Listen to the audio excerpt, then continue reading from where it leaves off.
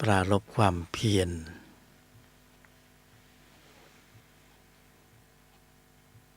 เพื่อความสมบูรณ์ถึงพร้อมของพละในภายในยิ่งทำให้เราต้องเร่งทำความเพียรให้สมบูรณ์มากที่สุด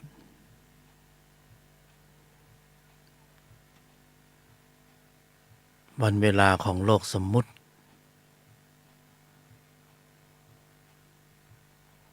ก็เป็นสิ่งที่แสดงให้เราเห็นว่า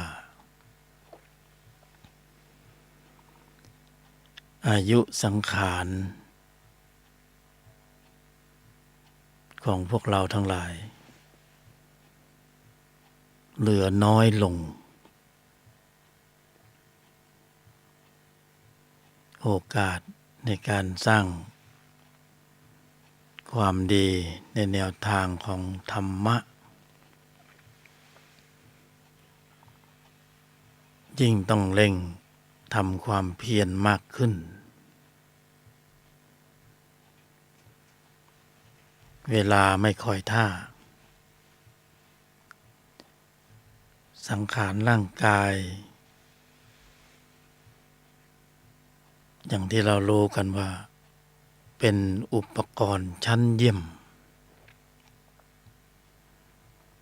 คือกายมนุษย์เป็นอุปกรณ์ชั้นเยี่ยมที่เราจะต้องอาศัยต้องใช้กายสังขารธาตุกายมนุษย์นี้ในการปรุง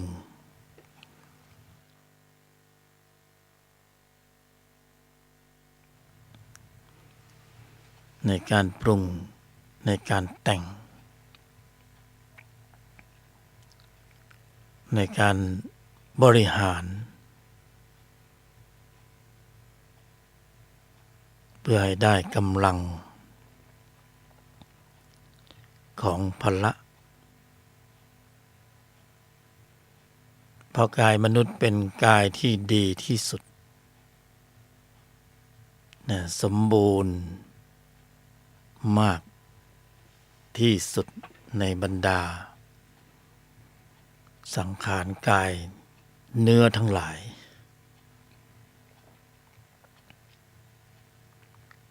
กายมนุษย์ปรุงได้สมบูรณ์มากที่สุดมีองค์ประกอบครบพร้อมเพื่อการปรุงแล้วแต่งแล้วดำเนินแล้วบริหารแล้วกำเนิดกำลังกำลังที่ว่านี่ที่มีองค์ประกอบกำลังของจิตที่มีองค์ประกอบหรือมีตนประกอบต้องอาศัยกายมนุษย์แล้วก็ดีมากที่สุด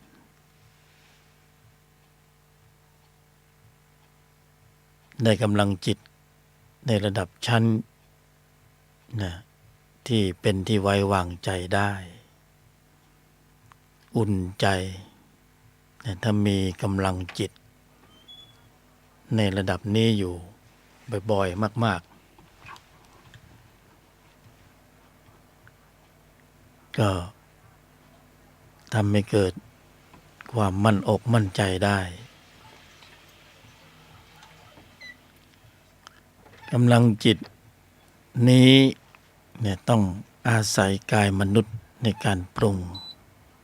ในการบริหารการแสดงออกแล้วจึงจะกำเนิดกำลัง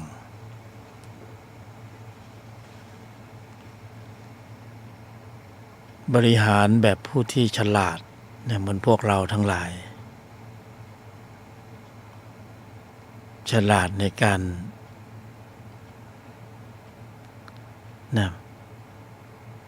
เลือกเฟ้นสิ่งที่ดีๆให้แก่ตนเอง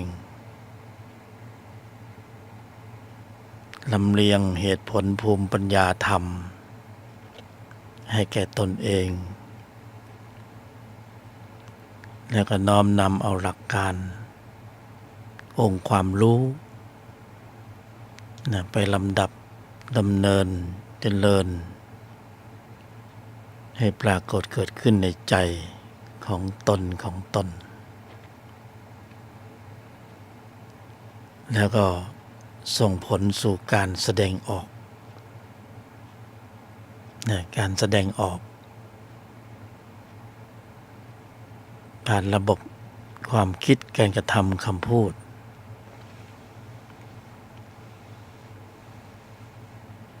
แล้วก็กำเนิดกำลังคือพละคือเป้าหมายที่เราจะต้องไปถึงตรงนั้น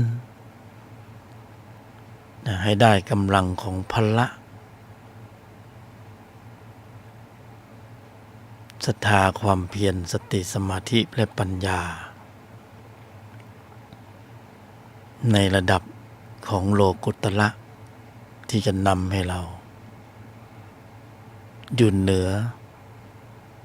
หรือข้ามพ้นโลกิยภูมิเราต้องสะสมกำลังของพละระดับนี้ซึ่งก็ต้องอาศัยกายมนุษย์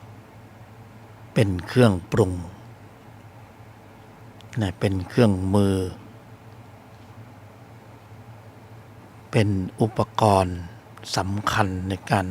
ผลิตสร้างสรรค์การแสดงออกแล้วผลิตหรือกำเนิดกำลังของจิตในระดับชั้นที่ควบคุมระบบแสดงออกเพราะนั้นกายมนุษย์จึงสำคัญมากเราเสียเวลามากในช่วงที่ผ่านมาเราใช้กายสังขารมนุษย์ไปในบัญญัติของวัฏฏะสงสารไปในชั้นภูมิของโลกิยะจะเป็นส่วนมากเราก็ผลิตเหมือนกันแต่มันเกิดจิตในชั้นของวัฏฏะที่ไปจากการแสดงออกของเราในแต่ละครั้งซึ่งในชั้นนั้นไม่ต้องมาเรียนมาศึกษาหรือมีใครมาบอกมาสอนว่าต้องทำอย่างนั้นต้องทำอย่างนี้ไม่ต้องเราหรืออัตตาตัวกูรู้ทำเป็นชำนาญเชี่ยวชาญวัดสีเสียเหลือเกินไม่ต้องบอกไม่ต้องสอนทำเป็นงานทุกรูปทุกนามเป็นงานในชั้นของวัฏฏะการเกิดแก่เจ็บตายปรุงแต่งได้กำลังจิตไหลไปตามกระแสสัมผัสตาเห็นรูปหูได้ยินเสียงหมุนเวียนไหลไปมีบทให้เล่น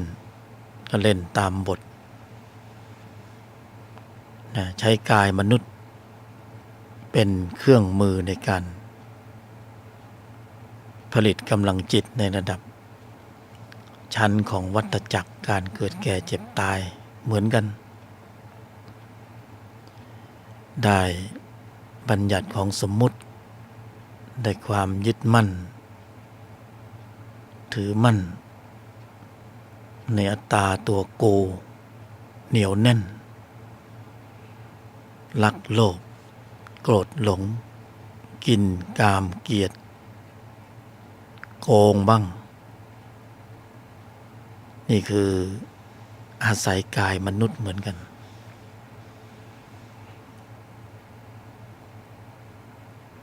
นั่นแหละ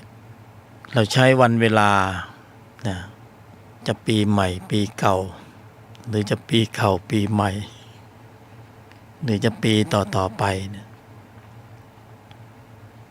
เสพสัมผัสปรุงแต่งให้เกิดการขับเคลื่อนพืชเชื้อนะพอกพูนเพิ่มเติมพืชเชื้อของวัฏฏะการเวียนตายเวียนเกิดได้กำลังจิตในชั้นของโลกียะกิจนะโลกียะจิตได้ปริมาณมากมายสมอกสมใจ กำลังจิตเหล่านี้ก็สนองตามแต่วัตถุประสงค์ก็คือมีเชื้อเพิ่มเติมจากเชื้อเก่าก็มีอยู่แล้วเพิ่มเชื้อใหม่เข้าไปเชื้อเก่าก็บวกกับเชื้อใหม่นะเป็นสัญญาเป็นสังขารเป็นวิญญาณเป็นหนี้สินมูลเดิมนะเป็นวิบากเป็นกรรมเป็นอกุศลเอาไว้ต่อยอดนะเอาไว้ต่อยอดเพื่อนะจะได้รูปนามนั้นหรือเราจะได้แสวงหาจุดเกิดใหม่ที่เกิดใหม่ตามแต่อำนาจการของจิตที่ได้สะสมไว้เป็นพืชเชื้อนะเป็นเชื้อเกิดเหมือนพีชะในเมล็ดไม้หย่อนตรงไหนเกิดตรงนั้นเชื้อมันมีพวกเราก็สะสมเชี่ยวชาญชำนิชำนาญมากในบัญญัติของวัฏฏะคือเชื้อเกิดเพราะนั้นก็จะได้เกิดสมใจปรารถนาในวังวนแห่งวัฏฏะนะจะไปเกิดเป็นอะไรตรงไหนตรงนั้นก็ถามใจตัวเองดูว่ามีข้อมูลอะไรที่เข้มข้นมากที่สุดก็จะได้โอกาสนะไปเชื่อมหรือลิงก์สัญญาณเชื่อมโยงสัญญากับภูมินั้นๆนะยังไม่ทันตายกายสังขารยังอยู่ก็เริ่มจะดูออกแล้วว่า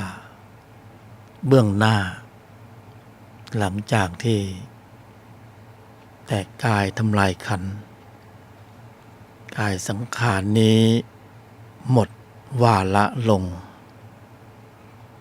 นะข้อมูลจิตยังมีอยู่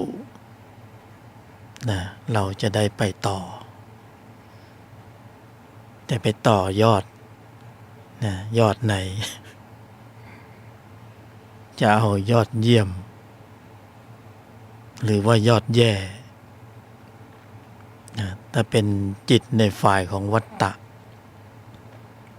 ที่มันมาจากพืชเชื้อรักโลภโกรธหลงนะก็เห็นทีจะได้ยอดแย่นะยอดเยี่ยมนี่คงไม่ได้เพราะว่าข้อมูลจิตนะเขาก็เป็นไปตามนั้น ไม่อาจจะมีใครจะไปบังคับบัญชาไปสั่งจิตได้ เราคงไม่เพี้ยนขนาดว่าจะคิดที่จะสั่งจิตเป็นธรรมชาตินะที่ไม่ได้อยู่ในบังคับบัญชาของใครเขาเป็นเจ้าแห่งการสะสมเนี่ยเป็นปรมาจารย์ด้านการเก็บข้อมูลนะทุกการแสดงออกระบบคิดพูดทำภายนอกนะภายในก็มีจิตเกิดจะเป็นจิตนะชั้นไหนๆก็ถูกเก็บข้อมูลทั้งหมดไม่อาจจะหลุดลอดไปได้ฟังแล้วก็สัจจะภาวะเป็นอย่างนั้นนะสัจจะภาวะเป็นอย่างนั้นรู้สูงถึงจะรู้เสียวนะ รู้ทำแล้วจะอยู่ยากนะรู้สูงถึงจะรู้ว่าความสูงมันน่าหวาดเสียวรู้ทำถึงเริ่มรู้ว่าขยับสักนิดสักหน่อยนะระบบคิดพูดทำในที่ลับไม่มีใครรู้ใครเห็นหลบจิตไม่พ้นจะหลบไปไหนได้จิตก็บันทึกข้อมูลหมดแม้แต่ขณะปัจจุบันลมหายใจขณะนี้เจริญปัญญาหรือฟังธรรมอยู่จิตที่มีองค์ประกอบด้วยกุศลเกิดขึ้นกี่ดวงก็ได้รับการบันทึกไว้อย่างดีนะเป็นข้อมูลของใจบุญกุศลผลบารมีสะสมจิตบันทึกหมดเลยในปัจจุบันขณะนี้เนี่ยจิตที่มีองค์ประกอบด้วยกุศลเจริญเกิดขึ้นในใจของพวกเรากี่ดวงมากน้อยได้รับการเก็บข้อมูลหมดเห็นไหมเข้าท่าไหมจิตช่างยุติธรรมนะเราไม่ต้องสั่งไม่ต้องบอกเขาก็เก็บของเขานะบันทึก บันทึกบุญนี่แหละเก็บข้อมูลหมดเลยประมาทได้ไหมจิตนะในที่ลับในที่แจ้งเก็บหมดเซฟเฮาส์นะเครื่องบันทึกเสียงหรือบันทึกภาพนี่ก็จำลองมาจากจิตก็จิตนี่แหละคือวิจิตรเป็นผู้คิดค้นให้คนนั้นคนนี้เอาไปทำให้นะโดยมีจิตเป็นต้นแบบนะจะเอาเทคโนโลยีแบบไหนก็คือจิตนั่นเองเนี่ยเขาเห็นเป็นรูปวัตถุแต่จิตเป็นนามธรรมนะ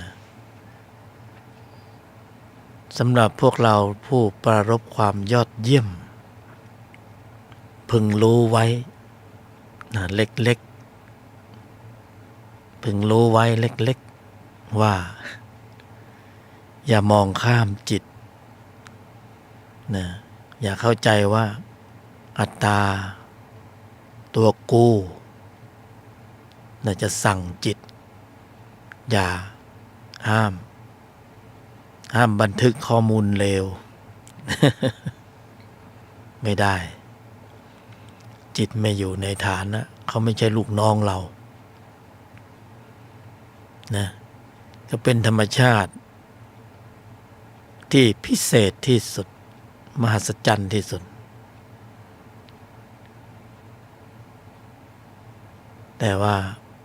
เวลาจะดูข้อมูลจิตเนี่ย ก็ต้องเอาจิต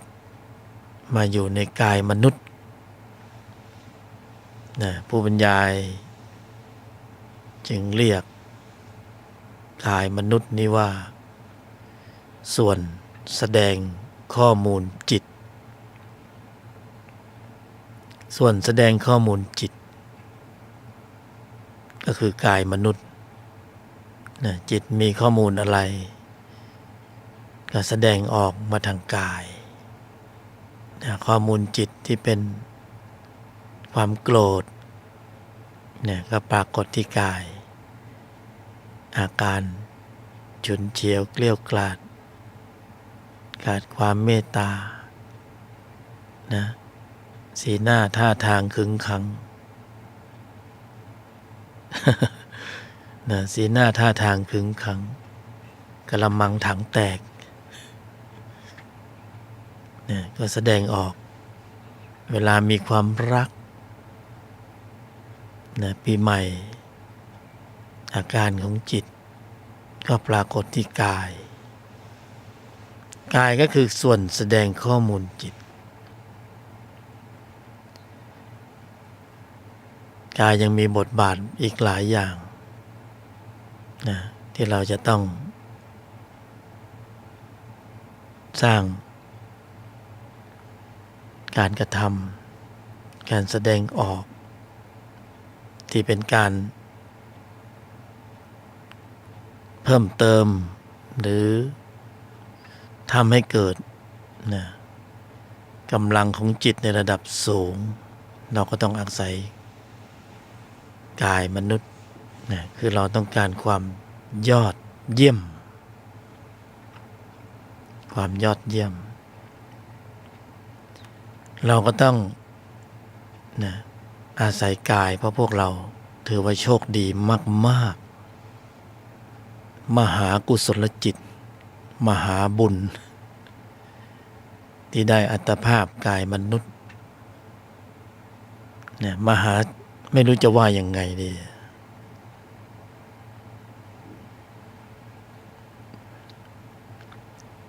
เป็นบุญสูงสุดนะที่เราได้กายมนุษย์เพราะกายมนุษย์สามารถนะที่จะสร้างสรรค์อุบายวิธีโดยแยบคายแล้วผลิตกำลังของจิตกำเนิดกำลังของจิตไปสู่ความยอดเยี่ยมนะเราต้องเข้าใจตรงนี้ก่อนเราสามารถไปสู่ความยอดแย่คือตกชั้นจากมนุษย์ลงไปนั่นคือความยอดแย่ทำได้ในขณะเดียวกันเราก็มีโอกาสสูงสุดในการสร้างความยอดเยี่ยมคืออัปเกรดจิตวิญญาณของเราให้อยู่เหนือเกินกว่ามนุษย์ขึ้นไปนะยอดแย่ต่ำกว่ามนุษย์ก็พอรู้กันอยู่นะเห็นเกลื่อนกลาด ในสังคมใช่ไหมนั่นคือความยอดแย่เราไม่ต้องไปตามแบบเขาเพราะเส้นทางที่เขาเดินกันไปเป็นหมู่กลุ่มใหญ่นะมันไปสู่นะภพภูมิที่ต่ำจากมนุษย์ลงไปคือความยอดแย่ไม่ต้องไปทำตามแบบเขาเนี่ยทำตามแบบของอริยะเนี่ยพระอริยะท่านใช้กายในการปฏิบัติการนะใช้กายในการปฏิบัติการเพื่อให้เกิดการกำเนิดกำลังของจิตที่มีองค์ประกอบโดยกุศลเราต้องไปตรงนั้นนะพวกเรานะต้องไปตรงนั้นในช่วงระยะเวลาที่จำกัดเพราะนั้นต้องเร่งทำความเพียร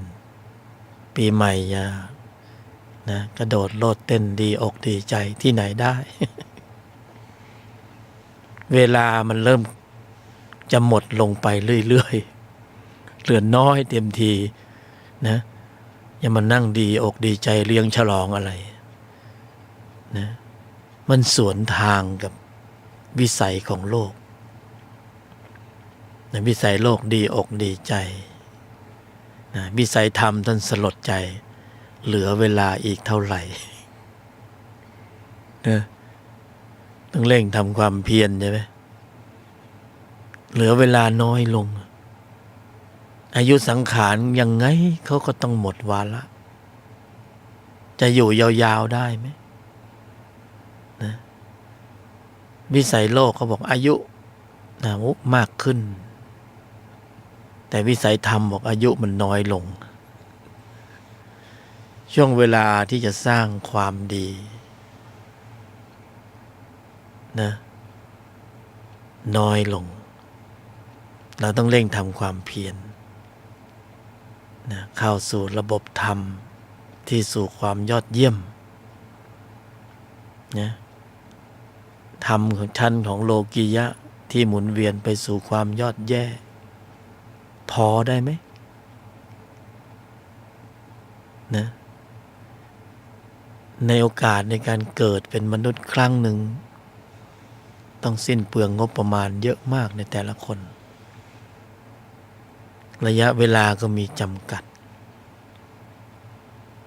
จะให้สมประโยชน์ของกายมนุษย์เนี่ย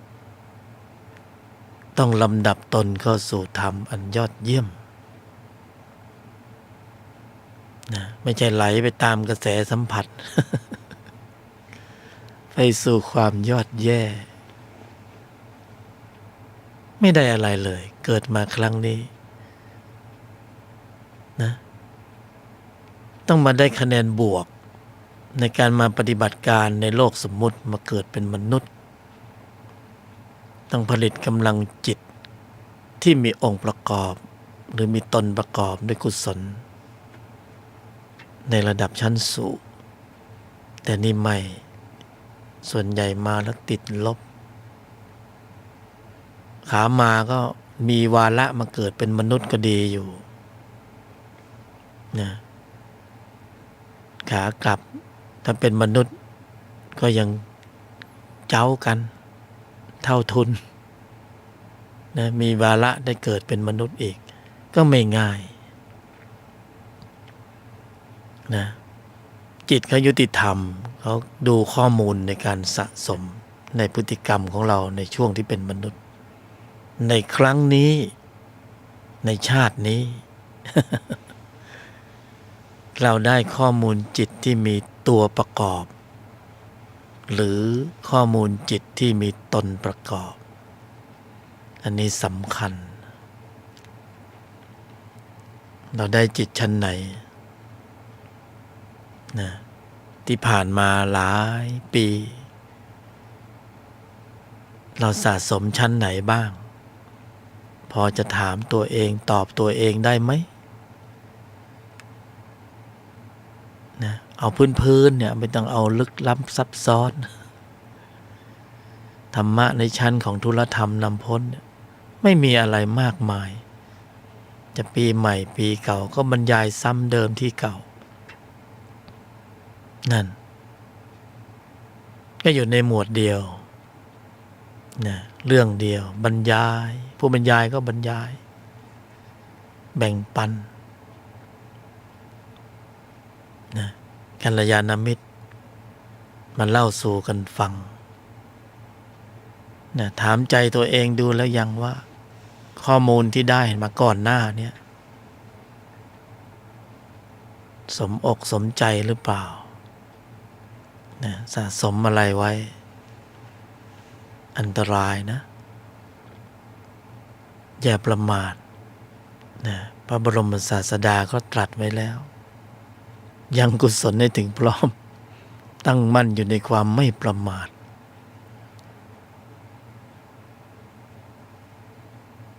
ถ้าเราวันๆเราเก็บแต่สะสมแต่ข้อมูลจิตในฝ่ายวัตตะน้ำหนักมันถ่วงดุลนะธรรมชาติเขาตัดสินของเขาเองว่าชั้นไหนเป็นชั้นไหนตามแต่ข้อมูล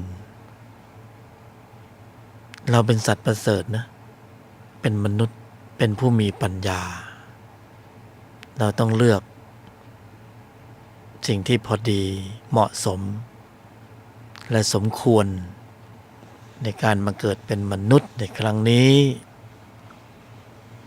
เราต้องสะสมข้อมูลจิตเป็นทุนนะเราต้องสร้างกองบุญหรือเราจะสร้างกองบาปนะการกระทำมีผลตอบแทนทั้งหมดไม่หลุดรอดไปไหนนะอย่างที่บอกว่าจิตบันทึกข้อมูลหมดเลย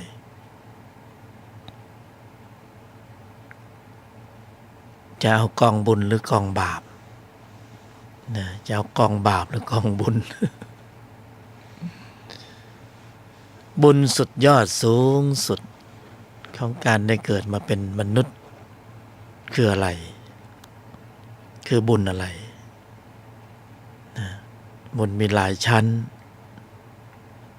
ที่เราร่ำเรียนศึกษาสำหรับธุลธรรมนำพ้นนะเป็นรายการที่เป็นกัลยาณมิตร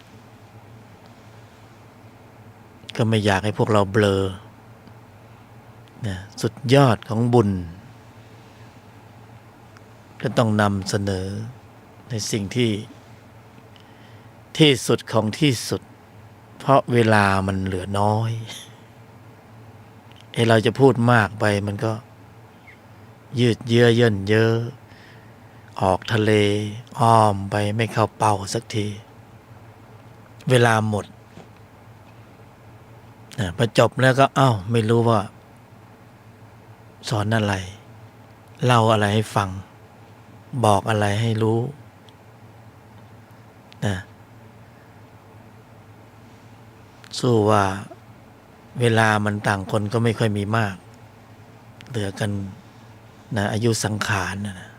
อะไรก็ไม่แน่ไม่นอนเอายอดทำไปเลยนะก็นำเสนอมาโดยตลอดนะถ้าพวกเราติดตามธุลธรรมนำพ้นก็ไม่ได้มีประเด็นอื่นบุญนิสัยการทำนิสัยนี่คือสุดยอดของบุญนะนิสัยขี้โกรธมักโกรธเจ้าโทสะนะก็ฝึกพละให้มากๆฝึกอย่างไรนะทำยังไงก็ได้ให้เกิดกำลังของพละเพื่อความสมบูรณ์ถึงพร้อมของพละพอพละโตพละมีกำลังจิตที่มีตนประกอบด้วยพละก็จะสามารถควบคุมนะจิตควบคุมกันเองไม่ใช่เราไปควบคุมจิตไม่ใช่ว่าเราหรือกูหรืออัตตาที่จะไปพยายามที่จะดับโทสะพยายามที่จะนั่งเพื่อให้โทสะลดพยายามที่จะนั่งในความฟุ้งซ่านลด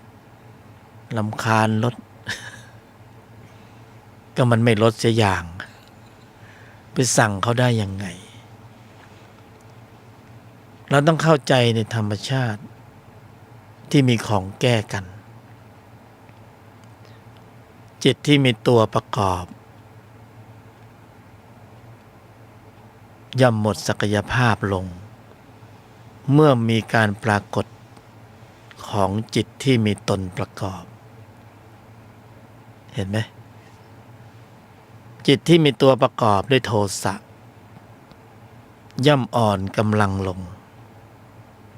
นะหมดแรงบ้า เมื่อมีการปรากฏของจิตที่มีตนประกอบเห็นไหมพูดเป็นธรรมชาติกลางๆไม่ได้เจือด้วยอัตตาตัวกูนะเราต้องเร่งทำความเพียรเพื่อความสมบูรณ์ถึงพร้อมของพละนะพละคือตนจิตที่มีตนประกอบด้วยพละ ศรัทธาความเพียรสติสมาธิปัญญา กลไกนี้เขามีอยู่แล้วในใจของเรา เป็นธรรมชาติเป็นธรรมดา การปรากฏเกิดขึ้นของจิตที่มีตนประกอบ มีกำลังมากก็มีอำนาจการอยู่เหนือตัวประกอบ ตัวประกอบก็ชี้นำการแสดงออกไม่ได้ ก็มีแค่นี้เองนะไม่ใช่พิสดารลึกลับซับซ้อนอะไร เหตุปัจจัยของแสงสว่าง เหตุปัจจัยของการปรากฏของแสงสว่างก็เหมือนเราเปิดไฟเหมือนเราจุดเทียนเราก็กระทำการจุดไฟจุดเทียนเปิดไฟเราก็แสดงออกเพียงแค่นี้เกิดปรากฏการณ์คือแสงสว่างแสงสว่างเขาไปทำหน้าที่ของเขาเราไปยุ่งอะไรด้วยนะเมื่อการปรากฏเกิดขึ้นของแสงสว่าง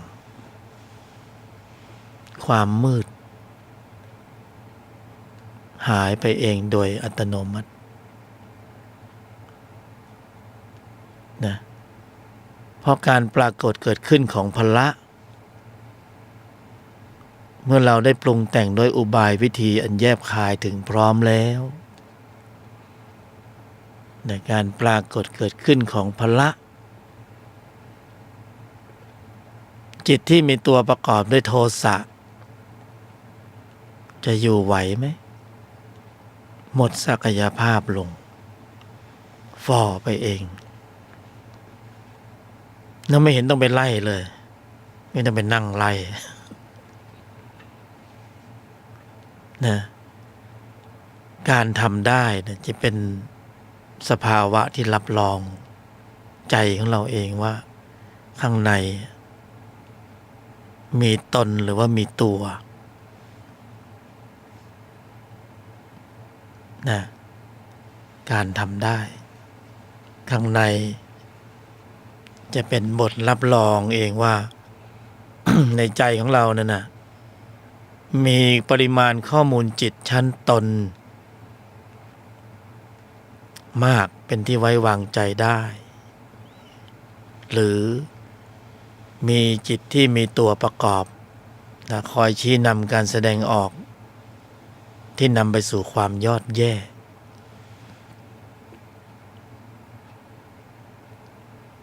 เราก็ต้องควรรู้ว่าใจเป็นยังไงในชั้นนี้รู้จักคำว่าตัวคำว่าตนก็รู้แล้วนะในชั้นพื้นฐานเนี่ยนะวินัยโลกุตระในชั้นนี้ในการสร้างนิสัยยังไม่ได้ทำอะไรเลยนะแค่รู้กฎเข้าใจกฎรู้กฎเข้าใจกฎก็เกิดการกำเนิดกำลังของพละชั้นตนแล้วมหัศจรรย์ของการทำได้นะท่านขับเคลื่อนของท่านโตของท่านทุกวันแค่เรามีโยนิโสมนสิการระลึกถึงแค่นั้นเองนะยังไม่ได้เทคแอคชั่นเลยยังไม่ได้ปฏิบัติการทางจิตอะไรเลยนะยังไม่ได้ขับเคลื่อนธรรมะปฏิบัติการเชิงลุกเลยแค่เข้าใจแค่รู้กฎแค่โยนิโสมนสิการถึงนะการควบคุมการแสดงออกแค่ระลึกนี่ศรัทธาความเพียรสติสมาธิปัญญาจิตชั้นตนนั่นน่ะโตเองโดยอัตโนมัติเป็นไปเองโดยอัตโนมัติเคยเป็นไหมผู้บรรยายเชื่อว่าพวกเราเคยสัมผัสนะทุกคนที่มีกายมนุษย์ มีตนประกอบนะจิตที่มีตนประกอบและจิตที่มีตัวประกอบ เคยสัมผัสความเป็นไปเอง ถ้าเราฝักใฝ่จิตชั้นตัว เราก็มีเชื้อเกิด เราก็ฝักใฝ่ชั้นตน เราก็มีเชื้อดับนะตัวก็คือจิตที่มีตัวประกอบด้วย เขาเป็นธรรมชาติของเขา มีอยู่ในใจของพวกเรานะจิตที่มีตัวประกอบด้วยโทสะเจตสิกนะจิตที่มีตัวประกอบด้วยโลภะโมหะมีอยู่แล้วโดยธรรมชาติธรรมดานะเป็นธรรมมาสายเกิดนะผู้บรรยายก็แยกประเภทว่าเป็นจิตชั้นตัวนะเป็นธรรมะสายเกิดในขณะเดียวกันในใจของเราก็มีจิตชั้นตนนะจิตที่มีตนประกอบด้วยศรัทธาจิตที่มีตนประกอบด้วยสติจิตที่มีตนประกอบด้วยสมาธิปัญญานะก็แยกประเภทว่านี่คือตนแลเป็นที่พึ่งแห่งตนนะตัวแลเป็นที่พึ่งแห่งตัว ไม่ได้เพราะยิ่งมีตัวมากยิ่งเห็นแก่ตัวต้องมีตนนะตัวก็ดึงเข้าหาตัวคือเห็นแก่ตัวสะสมไม่ให้ไม่ปล่อยไม่วางเป็นอัตตาตัวกูแต่ถ้ามีตนก็จะสละออกนะตนก็จะจิตผู้ให้กับจิตผู้เอาในสังคมเราก็จะเจอจิตผู้เอาเสียเป็นส่วนมากไปทางไหนก็เอาเงินเอาทองเอาผลประโยชน์เอาเรื่องเอาราวนะนี่จิตตัวนี้เป็นตัวประกอบด้วยอกุศลเพ่งโทษเห็นผิดคิดพยาบาทปองร้ายอาฆาตหมายหัว ตัวนี้มีอยู่ในใจของใครบ้างนะอันตรายอย่าสะสมมันต้องเร่งทำความเพียรสร้างกำลังจิตที่มีองค์ประกอบด้วยกุศลในระดับชั้นตนลำเลียงและสะสมเข้าไปไว้ในใจให้มากที่สุดเท่าที่จะมากได้เพราะว่าถ้าเราเปรียบเทียบจิตที่มีตัวประกอบเนี่ยมันก็ไม่ต่างจากเชื้อมะเร็งเริ่มระยะที่1 แต่ของเรานี่สะสมทะลุภพมาเนี่ยนะเอามาด้วยทำไมเนี่ยจิตตัวเนี้ยมันดีอย่างเดียวก็คือมันมีพืชเชื้อทำให้เราได้มาเกิดแต่ความดีเรามีมาตรฐานระดับหนึ่งก็ได้เกิดเป็นมนุษย์นะอนุรักษ์นิยมดีเด่นสะสมจิตที่มีตัวประกอบนะมะเร็งทางจิตเนื้อจิตร้ายเนี่ยจิตร้ายก็คือเนื้อร้ายนั่นนะ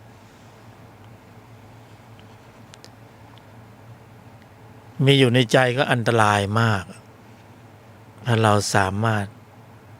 จะแปลสภาพเป็นนักโทษชายนักโทษหญิงด้วยจิตที่มีตัวประกอบตัวนี้แหละนะเหมารวมทั้งหมดนะแต่ว่าเราพูดว่าจิตที่มีตัวประกอบด้วยโทสะความโกรธนะเป็นทับหน้าเป็นตัวแทนของจิตทั้งหลาย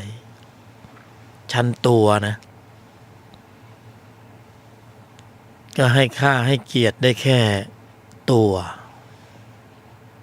นะตัวโลภะตัวโทสะตัวโมหะในฝ่ายตรงข้ามเราก็ให้เกียรติให้ค่าท่านด้วยคำว่าตนนะตนศรัทธาตนความเพียรตนสติตนสมาธิตนปัญญาหนึ่งตัวหนึ่งตนรวมเป็นหนึ่งเรานะรวมเป็นหนึ่งเราเพราะฉะนั้นเวลาฟังธรรมะจากผู้บรรยายยกธรรมถ้าพูดพาดพิงถึงคำว่าตน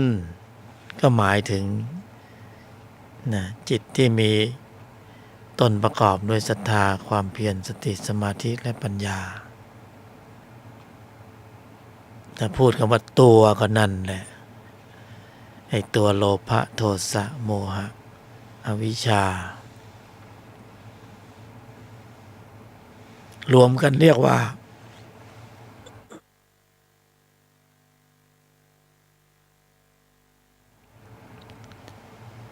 รวมกันเป็นหนึ่งเรา ในชั้นนี้ก็ถ้าพูดคำว่าเราก็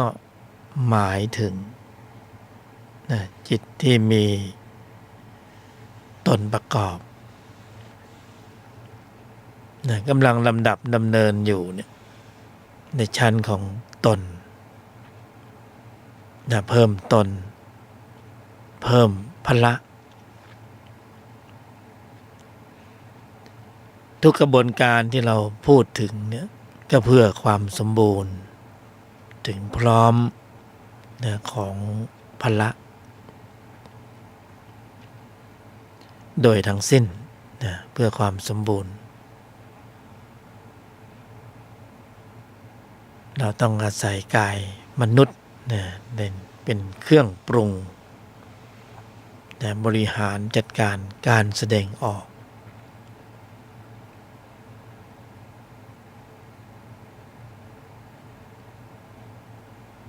เพื่อให้ได้กำเนิดกำลังจนแบบแผนดั้งเดิมจิตชั้นตัวนั้นเราแทบไม่ต้องมีใครมาบอกมาสอนนะเราเป็นงานกันทุกคนแต่ในชั้นนี้นี่เราจะสร้างบุญนิสัยสูงสุด บุญสุดยอดคือบุญนิสัยเราต้องทำนิสัยเสียก่อนทำนิสัยของธรรมนิสัยของมรรคนิสัยของผู้ที่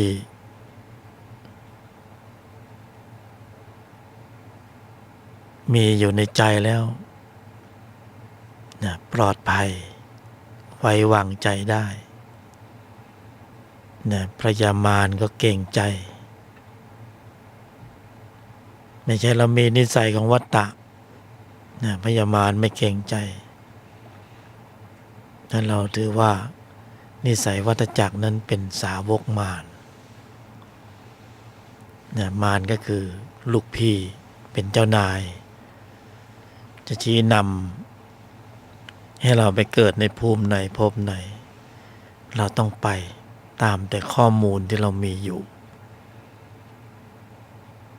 แต่ตอนนี้เราเปลี่ยนเจ้านายเปลี่ยนนายเราคือพระพุทธเจ้าพระพุทธเจ้าเป็นนายของข้าพเจ้าเราเข้าคลื่นของสัพพัญญูถ้าเรามีกำลังจิตที่มีตนประกอบเราก็เข้าข่ายของสัพพัญญูข่ายของนิพพานเข้าคลื่นนี้เราก็จะได้องค์ความรู้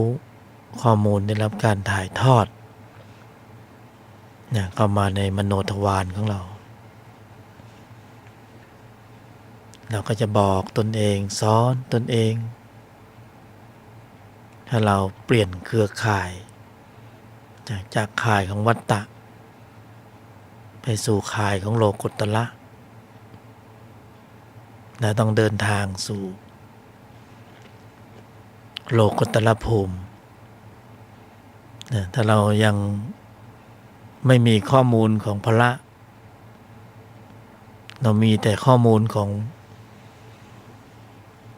นะจิตเก่านิสัยเก่าชั้นเดิมๆเราก็ขึ้นชั้นไม่ได้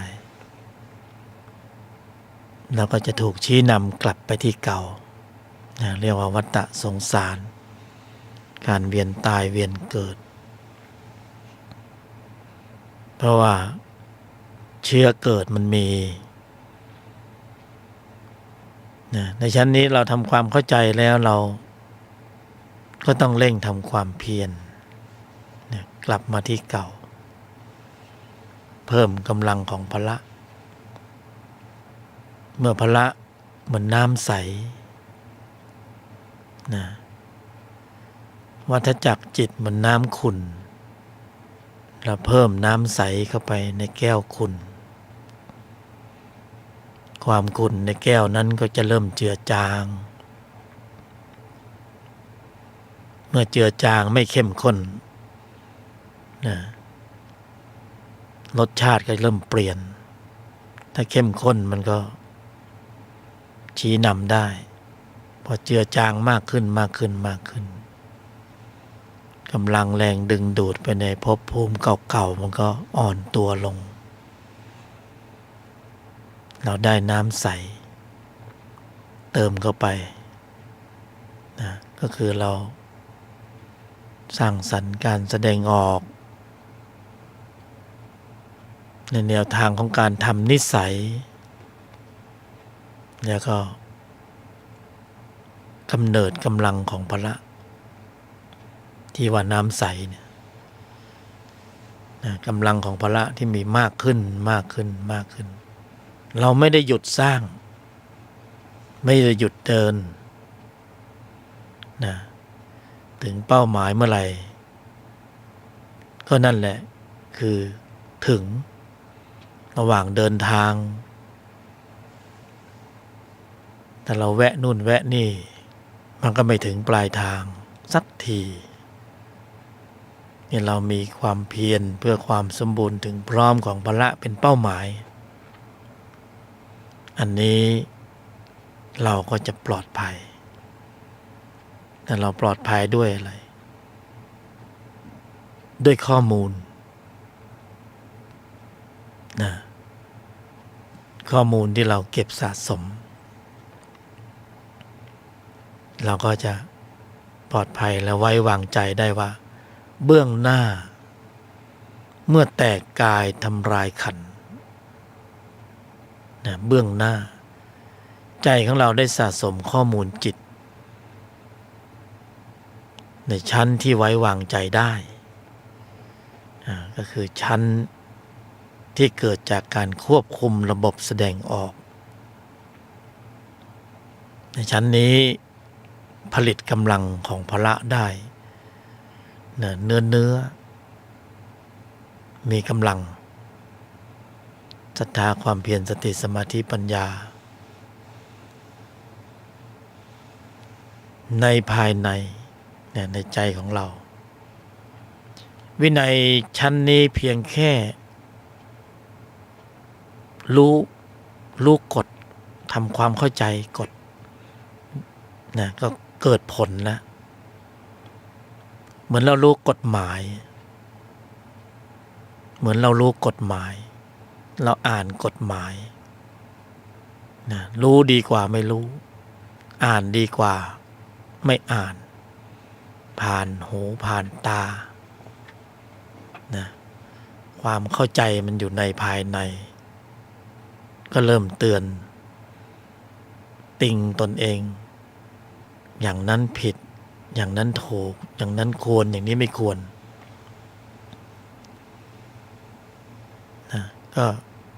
ยังไม่ถึงขนาดเป็นนักกฎหมายแต่เราก็ทำให้ตัวเองปลอดภัยได้นะนี่เราก็รู้กฎของการสะสมนะกฎของการแสดงออก กฎของการควบคุมระบบแสดงออกพื้นในแต่ละวันในชีวิตประจำวันเราจะต้องเตือนตนเองอยู่ตลอดเวลาในคำสอนที่พระบรมศาสดาตรัสสอนให้เราถือปฏิบัติเราจะต้องยังกุศลให้ถึงพร้อมบุญเล็กบุญน้อยเก็บหมดทำจิตใจให้แจ่มชื่นเบิกบานใสสะอาดพยายามทั้งที่เราก็รู้ว่าในใจเรามันมีข้อมูลที่ทำให้เราฟุ้งรำคาญหงุดหงิดอึดอัดขัดเคืองแต่ก็ต้องทำให้เหมือนว่าเราสบายมากนี่เราพยายามไม่ทำบาปทั้งปวง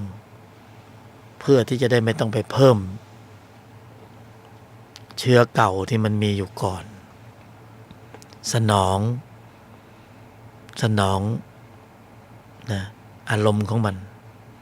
สนองจิตนั้นๆเราก็ใช้ความเพียรจิตเดิมมันก็มีอำนาจการจิตเก่าจิตเดิมนิสัยเก่ามันมีอำนาจการ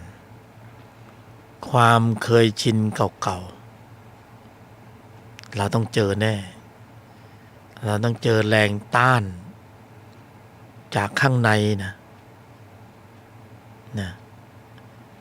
ไม่มีใครมาต้านเราได้ภายนอกนะเราต้องเจอแรงต้านจากภายในคือนิสัยของเราเองนี่แหละของเก่าจิตเก่าก็คือจิตนั่นเองที่มันมีความเคยชินอยู่ก่อนดั้งเดิมจิตเดิมนั่นนะที่เราบางทีก็ไม่อยากจะฝืนมันทนมันก็เลยปล่อยเลยตามเลยสนองอารมณ์มันไปแต่เดี๋ยวมันก็มาอีก ปรากฏเกิดขึ้นอีกแต่ละครั้งเราก็ต้านไม่ไหวแพ้มันทุกทีคำว่าเราในที่นี้หมายถึงตนนะตนก็ต้านไม่ไหวเจอตัวเจอจิตชั้นตัวก็หงายหลังทุกทีเขาก็ไม่ค่อยยอมง่ายๆเพราะเป็นจิตในธรรมสายเกิดเป็นธรรมชาติสายเกิดเขาก็มีอำนาจการก็ต้องการให้ชี้นำให้สรรพสัตว์เวียนตายเวียนเกิดต่อไปให้ได้ตลอดต่อเนื่องถ้าเราไปเปลี่ยนนิสัยแล้วเราไม่มีเชื้อเกิดผลงานของพยามารก็ไม่ออกนี่เพราะนั้นเมื่อผลงานไม่ออกมาพยามารก็เดี๋ยวถูกลดตำแหน่งต้องสร้างผลงานเพราะนั้นพยามารก็จะต้องทำให้สรรพสัตว์นั้น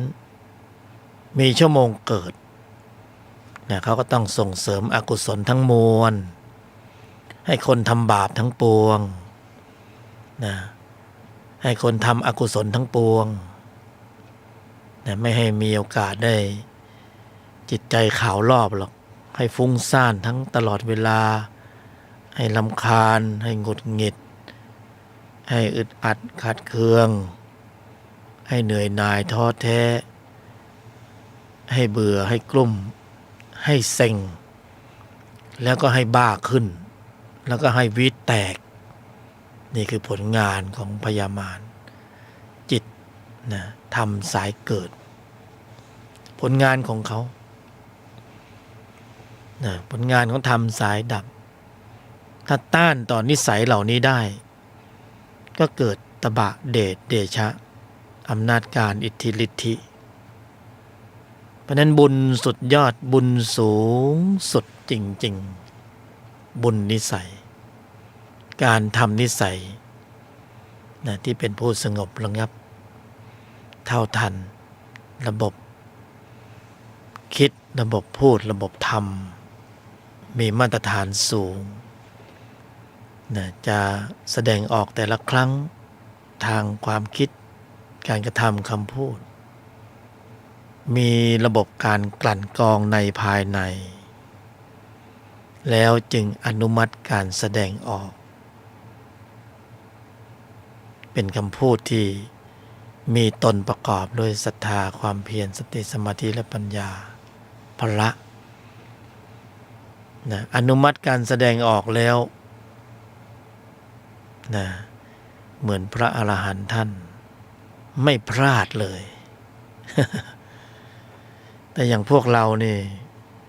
นอกจากไม่พลาดแล้วก็คือพลาดตลอดนะต้องไม่พลาด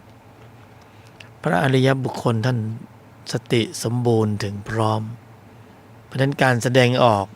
จะไม่เกิดอกุศลกรรมเลยอย่างเรานี่เต็มปริมาณนะตาเห็นรูปหูได้ยินเสียงนะหลุดแล้วไปแล้วระบบควบคุมการแสดงออกนะเหมือนน้ำเสาะทรายที่แรกก็ตั้งมั่นไว้ดีสักพักหนึ่งทะเลมาคลื่นมานะจุดกระทบสัมผัสมาทรายหายไปเลยไอ้ความตั้งมั่นเมื่อกี้นี่มันแวบไปเลยต้องฝึกนะธรรมะเมตตากรุณาสาธุโทไม่เห็นว่าเราผิดมีแต่วิสัยโลกมองว่าเราผิดถูกแต่ธรรมะมีแต่เมตตาอย่างเดียวเอ้าเมื่อมันเป็นแบบน้ำเสาะทรายใช่ไหมก่อภูเขาอยู่แล้วก็คลื่นมันซัดทลายหายไปไม่เป็นไรตั้งมั่นเอาใหม่นะลูกนะ ตั้งมั่นใหม่เมื่อการแสดงออกครั้งก่อนหน้านี้ล้มเหลวนะไปไม่เป็นเอาใหม่เที่ยวหน้าขอตั้งหลักอีกทีหนึ่งเอาตั้งแล้วก็โยนิโสมนสิการกระทำไว้ในใจโดยแยบคายถ้ามีเหตุการณ์เหมือนเดิมตาเห็นรูปหูได้ยินเสียงจมูกได้กลิ่นเรื่องราวต่างๆที่มันซ้ำซ้อนแล้วเราก็หลุดครั้งต่อไปเราจะเนี่ยเห็นไหมถือกฎให้แม่นจับหลักให้แม่นให้มั่นไม่ให้พลาดนะเหมือนเราเดินทางในเมืองหลวงขึ้นรถเมล์จับเสาไว้ให้แน่นจับห่วงข้างบนไว้ให้แน่นเดี๋ยวมันเบรกเดี๋ยวมันไซโค้งเดี๋ยวมันจะนะเราก็ไม่เป๋ไปตามนะลีลานั้นก็คือไม่คล้อยเคลิ้มคือตั้งหลักให้มั่นต้องสรุปมาที่การแสดงออกของเราต้องนิ่งในให้ได้ไม่โต้ตอบนะเมื่อการปรากฏเกิดขึ้นของการเสียผลประโยชน์โลกเสียหน้าเสียราคาเสียผลประโยชน์เสียความรู้สึกในใจมันมีความทุกข์เกิดขึ้นนะทุกข์ได้ปรากฏเกิดขึ้นแล้วเราเข้าใจสภาวะใจนะตนต้องเท่าทันตนต้องเข้าใจเริ่มฝึกทุกข์เลย understand เข้าใจนะเข้าใจแล้วก็ทำอะไรไม่ได้หรอกยอมรับความเป็นจริงเสียหน้าเสียราคาเสียผลประโยชน์นะนิสัยเก่าดั้งเดิมมักจะหลุดไอ้ตรงเนี้ยแหละแล้วก็ได้ตำแหน่งใหม่ได้ฐานะใหม่นักโทษชายนักโทษหญิงนะเยาวชนหลุดมันยากนะแต่มันก็ต้อง เป็นข้อสอบชั้นดีสำหรับเราจะผ่านไปสู่วินัยโลกุตตระเราต้องเจอเรื่องเหล่านี้มันเป็นวิชาบังคับเหมือนเราเรียนที่โรงเรียนคณิตศาสตร์วิทยาศาสตร์ภาษาอังกฤษ ชอบไม่ชอบก็ต้องเรียนเสียหน้าเสียราคาเสียผลประโยชน์โลกนะไม่มีใครชอบสักคนก็ต้องเจอนะ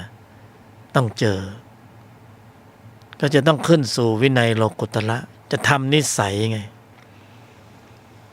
ถ้าไม่อยากทำนิสัยก็เจอข้อสอบแบบนี้แล้วก็สนองนิสัยเก่าเห็นไหมเวลาสนองนิสัยเก่าก็จิตที่มีตัวประกอบด้วยโทสะมาแล้วเห็นไหมมันมาแล้วมันมากับความมืดบอดทางปัญญาไงนะแต่ถ้าเท่าทันนะยอมรับความเป็นจริงมาแล้วมาเหมือนกันมากับแสงสว่างแห่งปัญญาเห็นไหมสติเพราะนั้นมันจะเป็นเสี้ยววินาทีของหัวเลี้ยวหัวต่อระหว่างนะระหว่างจิตนิสัยเก่าและนิสัยใหม่นะนิสัยใหม่คือนิสัยมรรคเป็นหัวเลี้ยวหัวต่อเลยนะจะเป็นอาริยะหรือจะเป็นนรกเนี่ยมันอยู่ตรงเสี้ยววินาทีของการลำดับกำลังของจิตเวลามันไหลไปเนี่ยเราก็ไม่อาจที่จะไปต้านทานจิตในฝ่ายใดฝ่ายหนึ่งไปชี้นำไปบังคับไม่ได้แต่สิ่งที่จะทำให้จิตนั้นเปลี่ยนทิศทางหรือนิสัยเดิมๆมันเปลี่ยนจากนรกเป็นอริยะเนี่ยต้องฝึกมาจากความเคยชินต้องสร้างความเคยชินต้องปลูกสร้างกำลังใจคือพละขึ้นมาแต่เดิมในใจเรามีแต่ปริมาณข้อมูลจิตในชั้นตัวเดินเพ่นพ่านเต็มไปหมดพร้อม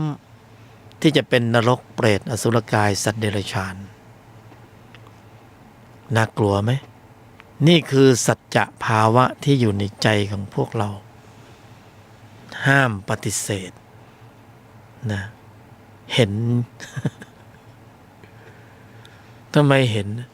ก็เราไม่ว่าจะเป็นใครหรือผู้บรรยายหรือผู้ฟังก็เรามีโครงสร้างแบบเดียวกันไงเมื่อเห็นโครงสร้างของ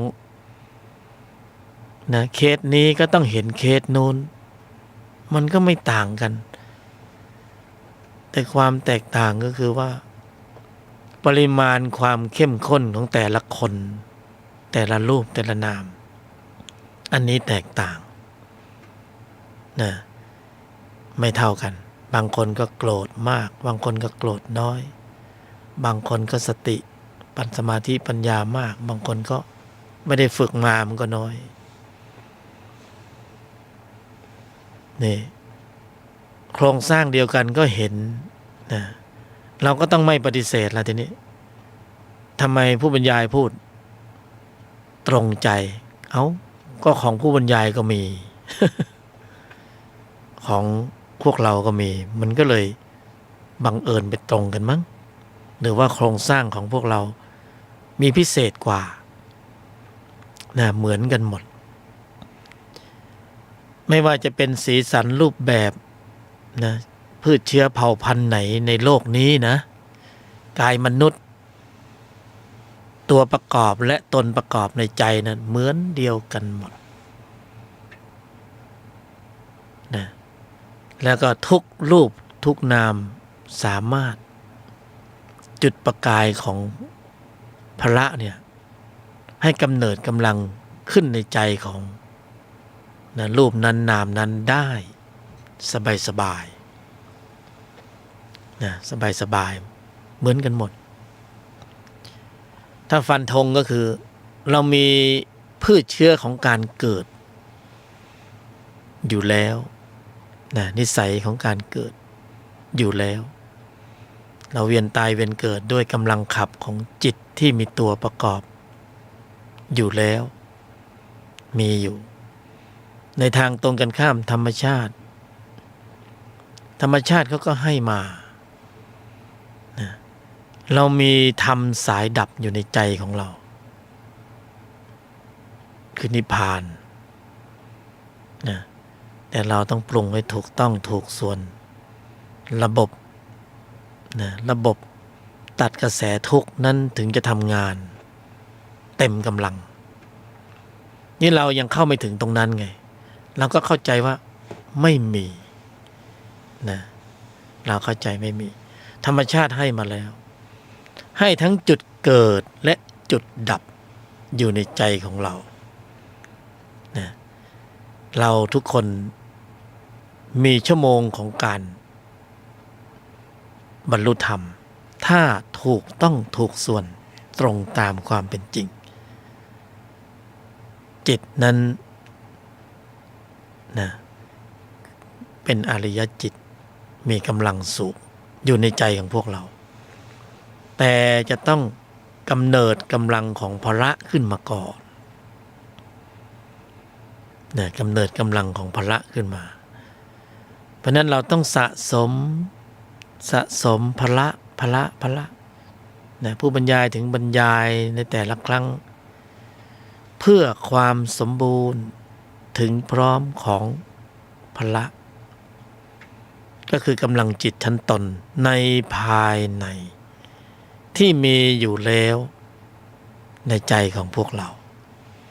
นะมีแอปพลิเคชันมรรคมีองค์8เนี่ยลงโปรแกรมมาเรียบร้อยนี่ถ้าเราเข้าแอปนี้แล้วเราก็ดำเนินให้ได้ตลอดต่อเนื่องสร้างอะไรสร้างความเคยชินในจิตชั้นของพละนี่แต่เราไม่สร้างความเคยชินในชั้นนี้เราไปสร้างความเคยชินในธรรมสายเกิดนะปลายทางก็คือยอดแย่มันก็แย่นะสิจะเป็นเหลืออะไร ใช่ไหมนี่เราสร้างแต่ความเคยชินในธรรมสายเกิดปลายทางของมันคือนะไม่ต้องปลายทางระหว่างทางก็แย่แล้วรักโลภโกรธหลงกินกามเกลียดโกงอะไรที่มันจะโสภาสถาพรมันก็เดือดร้อนอยู่แล้วนะของแถมก็ฟุ้งซ่านรำคาญหงุดหงิดอึดอัดขาดเคืองนี่เราจะไปโทษใครได้เนี่ยเราคุ้นชินกับธรรมสายเกิด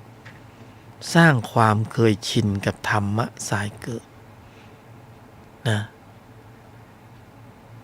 รักโลภโกรธหลงกินกามเกลียดโกงระหว่างทางก็แย่แล้วเนี่ยไม่ต้องบอกว่าปลายทางและยอดแย่ปลายทางก็คือมันน่าหวาดเสียวนะผู้บรรยายบอกว่าอันตรายอย่าประมาทถึงขั้นตกชั้นจากความเป็นมนุษย์ถ้าเรารวยแล้วมีตังค์ตกชั้นไปเป็นคนจนอีกรอบหนึ่งเนี่ยยุคนี้ขึ้นยากเลยนะจะบอกให้นี่ตกชั้นจากความเป็นมนุษย์แย่ลงไปกว่ามนุษย์มีอะไรรองรับเราก็เห็นกันในโลกสมมติมันก็มีจริงนะใช่ไหมเนี่ยถ้าเราเห็นใจของพวกสัตว์เดรัจฉานถ้าเลือกได้เขาอยากเกิดเป็นมนุษย์ไหมโอ้อยากเกิดจะตายอยู่แล้วคือตายแล้วไปเกิดเป็นมนุษย์นะแต่มนุษย์นี่มันก็แปลก โอ้อยากตายจะตายอยู่แล้วนะตายแล้วจะได้ไปเกิดเป็นสัตว์เดรัจฉานนี่บางคนก็น่าเห็นใจนะต้องปลิดชีพตัวเองเสียดายจริงๆนะอุปกรณ์หรือเรือข้ามฟากทำลายทิ้งไปซะแล้วนะนี่ความเคยชินเดิมเนี่ยมันสุ่มเสี่ยงมันล่อแหลมมันยืนอยู่ปากเหวรู้สูงรู้เห็นความสูงก็บาดเสียวแต่รู้ธรรมเนี่ยเห็นความประมาทของเพื่อนมนุษย์เป็นยังไงโอ้อนิจจาสัตว์โลกเป็นไปตามกรรมนะทำไมเขาถึงไม่รู้ถึงตรงนั้นทำไมเขาต้องคิดแบบนั้นทำไมเขาต้องทำแบบนั้นทำไมต้องพูดแบบนั้นนะนี่เป็นไงสุดท้ายก็บอกโอ้อนิจจังสัตว์โลกเป็นไปตามกรรมเราก็หนักอยู่แล้วนะยังแทบจะไม่รู้จะไปช่วยใครได้ใช่ไหมเราก็โอ้โหข้างในก็ข้อมูลนะแต่ละภพแต่ละชาติการเวียนตายเวียนเกิดก็จิตอีกนั่นแหละเก็บสะสมข้อมูลเล่นเก็บทุกเม็ดเลยนะเก็บทุกจิตเก็บทุกการแสดงออกเก็บทุกการกระทำคำพูดความคิดโดนเก็บหมดถึงว่าล่ะสิทำไมดวงมันถึงนะก็เราอยู่ในวัฏฏะส่วนมากเราก็แสดงออกในบัญญัติของมารบัญญัติของโลภะโทสะโมหะการกระทำมีผลตอบแทนอายัมมัทธันตาจะหนีไปไหนก็จิตอีกนั่นแหละใช่ไหมโอ้วัฏฏะสงสารมันเป็นอย่างนี้การหมุนเวียนนะถ้าหมุนไปเจอสุขตลอดมันก็น่าหมุนนะสุขตลอดการไม่มีทุกข์เลยนะมนุษย์สวรรค์มนุษย์สวรรค์ก็ดีสิมนุษย์สวรรค์มนุษย์สวรรค์นะรักษาระยะไว้ตายเกิดกี่ชาติกี่ชาติก็มนุษย์สวรรค์มนุษย์สวรรค์นะเป็นมนุษย์ก็ขอให้เกิดเป็นลูกคนรวยนะพ่อแม่มีสัมมาทิฏฐิมันก็ไม่ใช่อย่างนั้นแล้วยังมีชั่วโมงไปเกิดเป็นสัตว์เดรัจฉานในนรกบ้างเปรตบ้างนะจำไม่ได้ว่าเจ็บปวดรวดร้าวขนาดไหนนะนี่เพราะฉะนั้นความคุ้นชินในบัญญัติเดิมในนิสัยเก่าจึงเป็นอันตรายเหมือนยืนอยู่ปากหุบเหวเนี่ยเผลอไปเซลฟี่เดี๋ยวก็หล่นลงไปหรอก นั่นเพราะนั้นความเคยชินในบัญญัติชั้นสูงก็ทำยากอีกนะมีความโกรธก็บอกว่าไม่โกรธนะวันละ1 ชั่วโมงนั่นมันก็ไม่ง่ายพูดไหลไปตามนิสัยเก่านิสัยดั้งเดิมท่านก็มาบอกไม่พูดนะวันละ1 ชั่วโมงก็มันอยากพูดนะแต่เวลาพูดมันก็ไหลไปตามกระแสสัมผัสจิตในชั้นของวัฏฏะก็เกิดอีกนะโลภะโทสะโมหะอวิชชาฟุ้งซ่านรำคาญหงุดหงิดมันก็เลยทำให้พูดแต่ถ้าไม่พูดมันคันปากอยากจะพูดใจมันขึ้นลงตุ่มต่ำนะขอให้ได้พูดสักหน่อยเถอะไม่งั้นมันจะหัวอกจะระเบิดแตกตายก็เลยพูดก็เข้าทางจิตเดิมนิสัยเก่าเมื่อเข้าทางจิตเดิมนิสัยเก่าก็เท่ากับเป็นการเพิ่มพืชเชื้อของจิตเดิมอีกแล้ว นะก็หนีไปไหนไม่ได้ก็ต้องกลับมาสู่วินัยวินัยซึ่งการทำนิสัยทำยากเพราะฝืนทนต่ออาการเก่า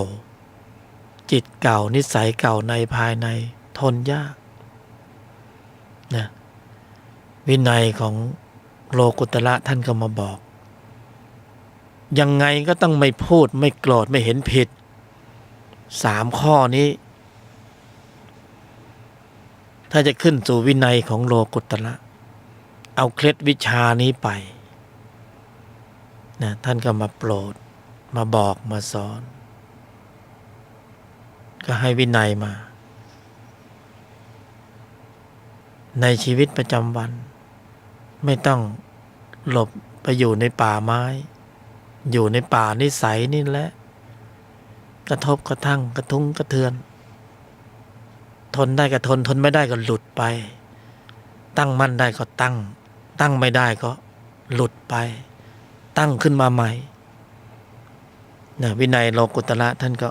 พยายามจะกรอบให้แคบที่สุดให้มนุษย์เอาไปใช้ได้ในชีวิตประจำวันพยายามไม่ให้ซับซ้อนหรือมีรายละเอียดมากมันจำไม่ได้นะเมื่อจำไม่ได้ก็ทำไม่ได้นะหรือไม่ได้ทำนะเมื่อไม่ได้ทำก็ทำไม่ถึงนะทำไม่ถึงเพราะไม่ได้ทำ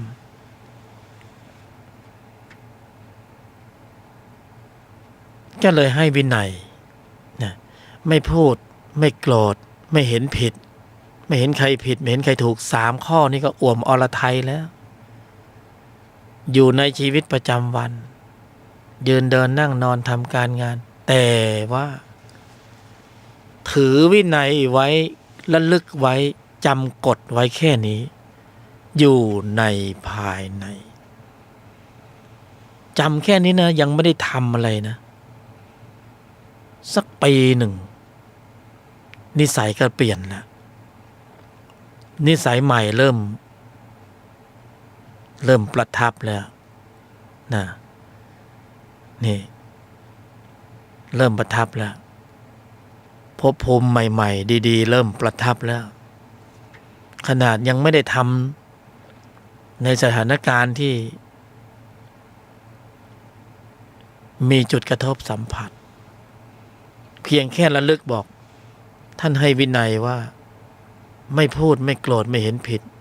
ข้อใดข้อหนึ่งวันละ1 ชั่วโมงเริ่มเวลาไหนก็กำหนดเวลาเอานี่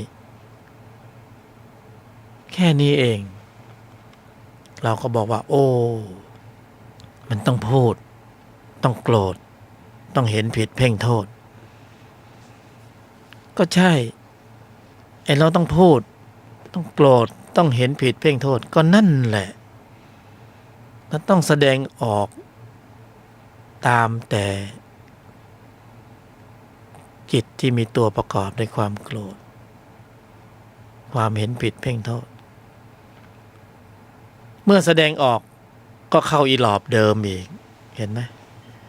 ก็คือการปรุงกำลังของจิตที่มีตัวประกอบขึ้นมาอีกเมื่อปรุงมันขึ้นมาจิตก็จะบันทึกข้อมูลเมื่อบันทึกข้อมูลก็แสดงว่าเราได้เพิ่มพืชเชื้อของวัฏฏะหรือนิสัยเก่าเข้าไปอีกวาระหนึ่งแล้วก่อนหน้านี้ก็เพิ่มมาไม่รู้จะเพิ่มยังไงแล้วเที่ยวนี้ก็เพิ่มอีกโดยอาศัยการแสดงออกผ่านกายมนุษย์ในสัดส่วนที่เป็นอกุศลจบเลยได้วาระแห่งการเกิดใหม่แน่นอนถ้าขืนเรายังมีนิสัยความเคยชินในพืชเชื้ออย่างนี้อินฟินิตี้มีชั่วโมงในการเกิดแน่นอนนะแล้วก็ลำดับเข้าสู่ธรรมสายเกิดอีกเหมือนเดิมเห็นไหมมันถึงว่าสรรพสัตว์เนี่ย ไอ้ที่จะหลุดรอดออกจากวังวนแห่งวัฏฏะเนี่ยไม่ง่ายเพราะพืชเชื้อเก่าเนี่ยแรงดึงดูดแรงชี้นำสูงมากนะก็คือจิตชั้นตัวนี่เราจะฝึกจิตชั้นตนเนี่ยเพื่อที่จะชะลอตัวเราก็ต้องเริ่มลมหายใจแรกต้องเร่งทำความเพียร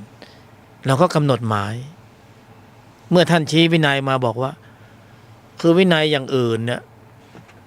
ก็เยอะแยะเต็มไปหมดแต่สำหรับรายการนี้ไม่มาตรฐานที่จะต้องเป็นอย่างนี้นะฟังไว้เป็นปัญญานะจะถือก็ได้ไม่ถือก็ได้ไม่ว่าอะไรแต่ในชีวิตประจำวันเนี่ยถ้ากำหนดได้เหตุได้ปรุงแล้วผลจะปรากฏทันทีมันดีตรงนี้แล้วก็ไม่สาธารณะว่าจะต้องอย่างนี้อย่างนี้อย่างนี้ใครก็ได้ที่มีความสมบูรณ์ถึงพร้อมของพละที่จะฝึกวินัยโลกุตระแค่3 หัวข้อนี่นะไม่พูดไม่โกรธไม่เห็นผิดท่านชี้ให้ทำอย่างนี้นี่ถ้าเราจะศึกษาให้ลงลึกในรายละเอียดเบื้องหลังของคำว่าไม่พูดไม่โกรธไม่เห็นผิดหรือข้อใดข้อหนึ่งคือสุดยอดของธรรมะอยู่ในนั้นหมดนะมีความจำเป็นอะไรที่ต้องมาโฆษณาหรือไม่จำเป็นแต่กัลยาณมิตรแบ่งปันนะกัลยาณมิตรแบ่งปันเบื้องหลังกำลังขับของจิตที่มีตนประกอบไปสู่ภาวะของคำว่าไม่พูดไม่โกรธไม่เห็นผิดในขณะอยู่ในชีวิตประจำวันเนี่ยคือต้องตั้งโยนิโสมนสิการอย่างนี้ไว้ก่อนเบื้องหลังนั้นคือการขับเคลื่อนกำลังของจิตที่มีองค์ประกอบด้วยกุศลในระดับชั้นตนพละเอาไว้ผู้ปฏิบัตินะสนใจศึกษาในสภาวะที่ปรากฏแล้วก็ไปขยายความในบัญญัติจะเห็นเองว่าไม่ธรรมดา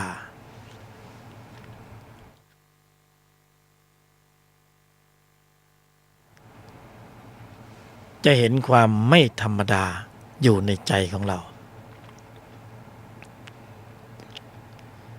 สัพพัญญูท่านยังให้วินัยมาอีกว่าเอาเป็นสูตรสำเร็จเอาไปทำแล้วกันเวลาที่สังขารยังพอมีเหลืออยู่เวลาก็เหลือน้อยเพื่อให้เกิดความลัดเป็นทางลัดแล้วก็กระชับสั้นๆให้ได้ใจความให้ได้เนื้อความให้ได้สภาวะให้ปรากฏประจักษ์แก่ใจของตนเองเอาสูตรสำเร็จไปนะไม่มีความจำเป็นที่ต้องเก็บไว้คนเดียวแล้วก็นะขยายความออกไปเป็นประโยชน์มากกว่าก่อนที่หลายรูปหลายนามจะต้องไปเป็นนักโทษชายนักโทษหญิงหรือจะต้องเกิดความวุ่นวายในชีวิตมากไปกว่านี้ก็ให้สูตรสำเร็จมา1 บทนะก็คือสูตร4 ยอ4แล้วก็ยอยักษ์สูตรสำเร็จที่จริงเป็นเคล็ดวิชาที่เรามองว่า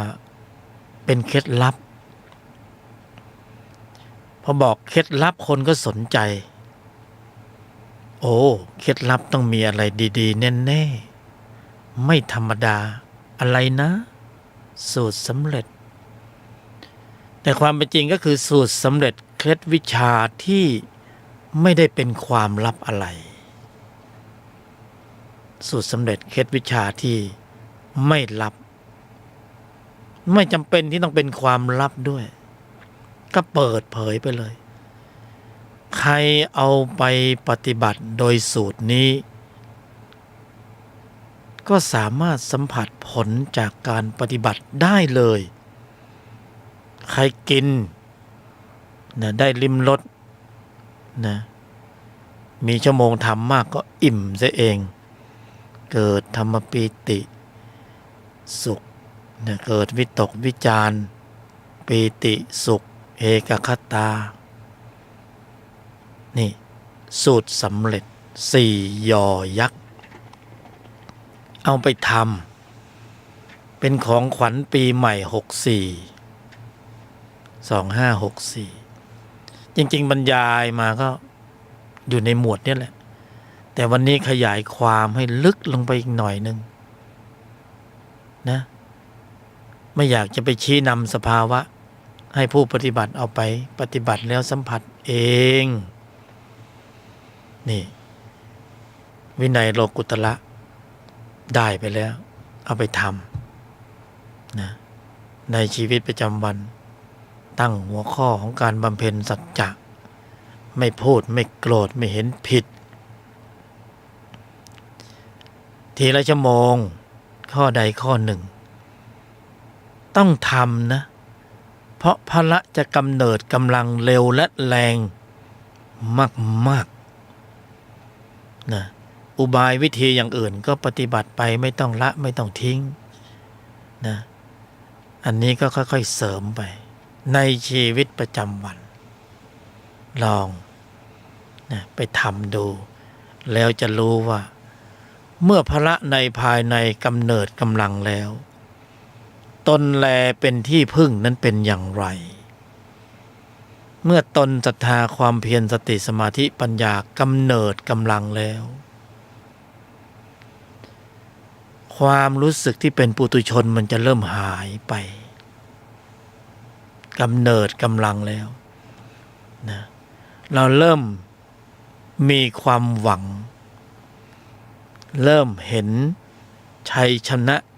ของจิตชั้นตนที่จะต้องมีอำนาจการเหนือชั้นตัวบ้าง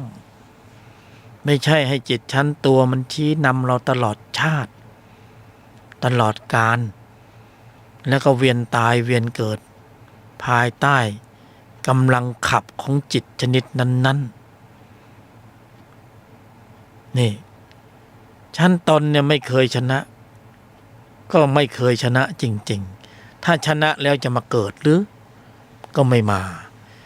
แต่พระอริยบุคคลที่ท่านได้ชัยชนะไปแล้วท่านสมบูรณ์ถึงพร้อมไปแล้วท่าน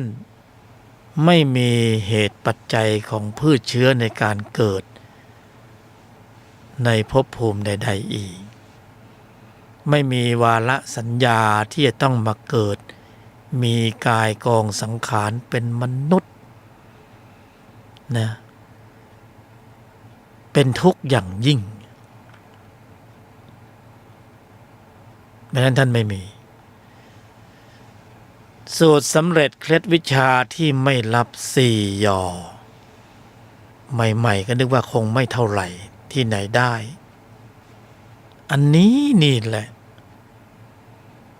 ยอที่ 1คือโยนิโสมนสิการกระทำไว้ในใจโดยแยบคาย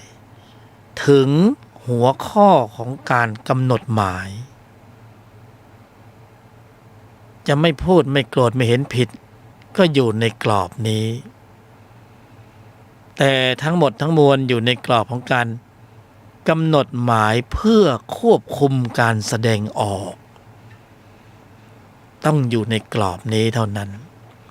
เราจะกำหนดอะไรก็แล้วแต่เรากำหนดไปเถิดแต่ในชั้นนี้ในรายการธุลธรรมนำพ้นที่เบื้องบนท่านได้ประทานลงมาให้และผู้บรรยายยกธรรมก็มีหน้าที่ เป็นสถานีทวนสัญญาณส่งต่อถ่ายทอดต่อก็ต้องอาศัยกายมนุษย์เพราะว่ากายมนุษย์มันมีปากมันพูดได้นะส่งต่อไปให้เพื่อนมนุษย์รูปอื่นนามอื่นซึ่งมีหูสามารถได้ยินได้ฟังได้นี่ท่านให้มาแล้วเบื้องบนท่านให้มานะองค์ความรู้อยู่ๆก็ผุดปรากฏเกิดขึ้นเองไม่มีในตำราแต่บอกว่าเป็นทางลัดสั้นเร็วแรงนะติดเทอร์โบใครปฏิบัติได้สภาวะเกิดเร็วสภาวะเกิดเร็วแต่จะต้องเป็นของจริงนะคือต้องทนได้ต่อการกระทบสัมผัสเมื่อเสียหน้าเสียราคาเสียผลประโยชน์เสียความรู้สึกเสียเกียรติเสียฟอร์มนะไอ้เสียทั้งหลายเนี่ยเป็นวิชาบังคับโยนิโสมนสิการในการควบคุมระบบแสดงออกอยู่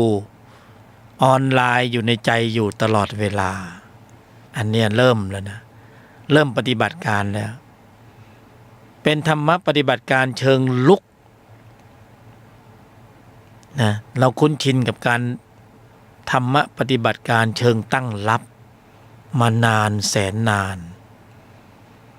แต่อริยมรรคมีองค์8ในชั้นนี้คือธรรมะปฏิบัติการเชิงลุกนะมันต้องมีทั้งตั้งรักตั้งรับ ไม่ใช่ตั้งรักตั้งรับแล้วก็ลุกอันนี้เราตั้งรับมาตลอดแล้วไม่ได้ลุกเลยปฏิบัติธรรมมากี่ภพกี่ชาติเป็นยังไงตั้งรับตลอดคอยรับลูกจากกิเลสนะเราก็ตั้งรับตลอดสู้เขาไม่ได้สมถะไม่พอนะกำลังมันไม่พอต้องใช้ธรรมะปฏิบัติการเชิงลุกขับเคลื่อนกำลังจิตที่มีองค์ประกอบด้วยกุศลในระดับชั้นของพละของมรรคเป็นเหตุส่งผลให้เกิดกำเนิดกำลังของพละขึ้นมาคือพละห้าพอพละห้ามีกำลังจิตในฝ่ายของวัตตะมันก็ต้องถอยไปอ่อนกำลังลงนะยอที่1โยนิโสมนสิการถึงการควบคุมระบบแสดงออกกระทำไว้ในใจอยู่ตลอดต่อเนื่องตลอดเวลาขอให้แค่ระลึกได้แค่นั้นระลึกถึงสูตร4 ยอ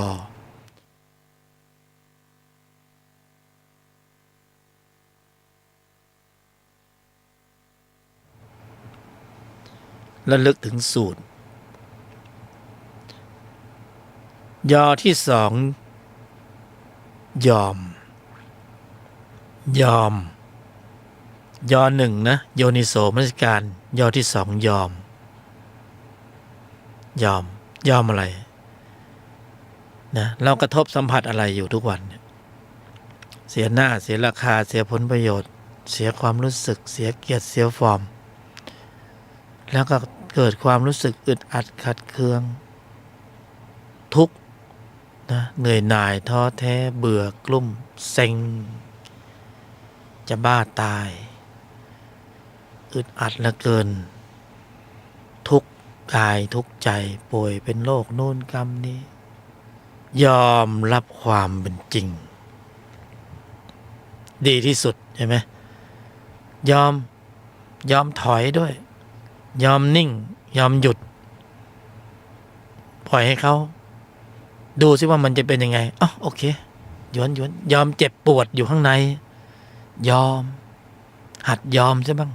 พอไม่ยอมปุ๊บเจอของแข็งเพราะนั้นหัดยอมใช่บ้างยอมแล้วก็หยุดยอที่3คือหยุดยอมที่1ยอที่1โยนิโสมนสิการยอที่2ยอม นะทุกข์เป็นธรรมที่ต้องกำหนดรู้ทำความเข้าใจและยอมรับความเป็นจริงคือยอมเข้าใจยอที่สามคือหยุดหยุดอะไรหยุดโต้ตอบนิ่งเข้าไว้ถึงมันจะเจ็บปวดรวดร้าวถึงมันจะเครียดแค้นจริงชังถึงมันอยากจะฆ่าให้ตายหยุดนะมือไม้ความคิดคำพูดมันจะไปวาจาจะล่วงหล่นหยุดเบรกอย่างแรงเลยใช้ดิสเบรกหน้าเบรกหลังเบรกอย่างแรงเอาจานใหญ่ๆนะเบรกถ้ายอมไม่ได้หยุดไม่ได้หลายคนตายได้นะยอมไม่ได้หยุดไม่ได้แต่พลีชีพมาแล้วไม่รู้กี่คนนะหลายคนก็ไปเป็นนักโทษชายนักโทษหญิงโอ้มันบาดเสียวยอที่สี่คือเย็นโอ้ กระบวนการของยอมหยุดเย็นเนี่ยก็มีดีเทลเป็นระบบช่วยเสริมสมมุติมันเบรกไม่อยู่ใช่ไหมนะไม่มีโยนิโสมนสิการไม่มียอมไม่มีหยุดไม่มีเย็นมันไหลเสียหน้าเสียราคาเสียผลประโยชน์เสียความรู้สึกเสียเกียรติเสียฟอร์มนะของรักถูกแย่งไปมันไหลมีระบบช่วยเสริมมาอีกให้นิ่งในไม่โต้ตอบให้นิ่งไว้ก่อนนิ่งไว้ในใจเบรกถึงมันจะร้อนรนโอ้โหกระวนกระวายเหมือนภูเขาไฟจะระเบิดอยู่ในอกก็ให้นิ่งให้ได้นิ่งนะมือไม้แข้งขาวาจาจะโต้จะตอบขอสวนบ้างเถิดทำกูไว้มากทีกูจัดให้บ้างเป็นยังไงนิ่งในไม่โต้ตอบก็เบรกชั้นที่สองอีกอะไรคือระบบช่วยเบรกเบื้องหลังโยนิโสมนสิการยอมหยุดเย็นนิ่งในไม่โต้ตอบนี่นะสูตร4 ยอมีระบบเบรกชั้นดีถ้าเบรกอยู่แล้วทำได้นะแง้มหน่อยหนึ่งมีกระบวนการของจิตที่มีองค์ประกอบด้วยกุศลในระดับชั้นของตนขับเคลื่อนทำหน้าที่อยู่เกิดขึ้นเองโดยอัตโนมัตินี่ฉะนั้นเราจะต้องสร้างความเคยชินกับสูตร4 ยอโยนิโสมนสิการยอมหยุดเย็น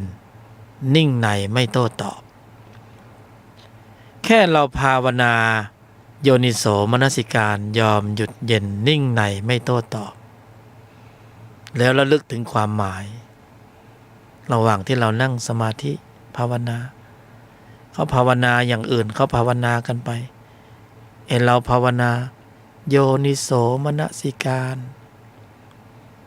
ยอมหยุดเย็นนิ่งในไม่โต้ตอบแค่ระลึกแค่นี้นะ